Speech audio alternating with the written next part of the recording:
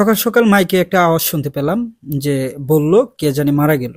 তো নামটা তত বেশি একটা স্পষ্ট শোনা গেল না, কিন্তু ঠিকানাটা শুনতে পেলাম যে বাহির পাথর একজন মারা গেছে। তো বাহির পাথর আমি একজনের কাছে ফোন দিলাম, ফোন দেওয়ার পরে আমি কনফার্ম হলাম যে রঞ্জন মিয়া আমাদের ওই এলাকার জামাই উনি মারা গেছে। তো উনার বাড়ি থেকে কিছুক্ষণ পরে আমারে ফোন দিল যে আমাকে প্রয়োজন, আমাদের উন্মুক্ত কবরস্থানে দাফন দিতে চায়। তাৎক্ষণিক আমি ছুটে গেলাম ওনাদের বাড়িতে। ছুটে যাওয়ার পরই দেখলাম আসলে সকাল সকাল যেহেতু মারা গেছে ওইরকম কোনো লোক নাই।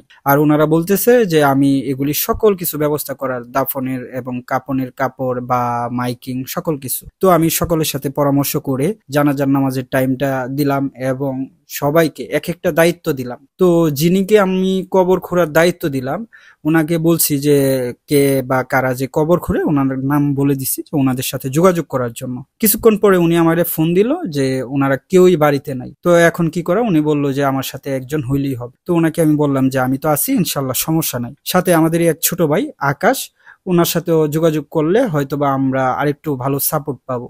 আর ও অনেক ভালো কাজ করে, কবর খোঁড়ার থেকে নিয়ে এবং গোসল করানো পর্যন্ত ও অনেক ভালো পারে আলহামদুলিল্লাহ। তো ওর জন্য সকলের কাছে দোয়া চাই। তো আমি একটু টেনশন করলাম যেহেতু লোক কম কবর খোঁড়ার জন্য। তো আমি পরিষদে আসলাম, কিছুক্ষণ পরে উনি আমারে ফোন দিল যে কবরস্থানে যাওয়ার জন্য। তো কবরস্থানে যাওয়ার পরে দেখলাম প্রায় 50 থেকে 60 জন লোক চলে আসছে কবর খোঁড়ার জন্য। তো আমি আসলে চেষ্টা করি যে উন্মুক্ত কবরস্থানে কবর খোঁড়ার কাজে আমি একটু শরিক থাকবো। তো আমি যেহেতু একটু শরিক থাকার চেষ্টা করলাম, তো সবাই বলতেছে যে সবাই করবে, তো সবাইকেই শরিক রাখার জন্য চেষ্টা করলাম।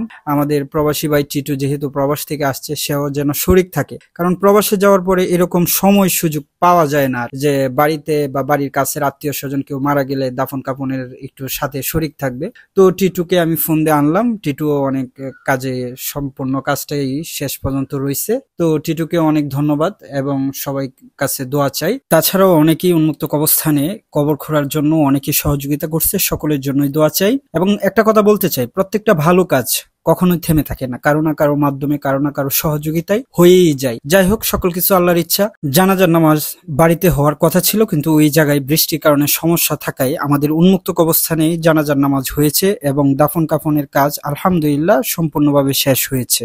দেশ এবং প্রবাসী সকলের সহযোগিতায় এই উন্মুক্ত কবরস্থান হয়েছে। তো আল্লাহ রাব্বুল আলামিন সকলের দানকে কবুল করুন। সকলের কাছে দোয়া এবং সহযোগিতা চাই। এগিয়ে আসুন মানবতার সেবায়।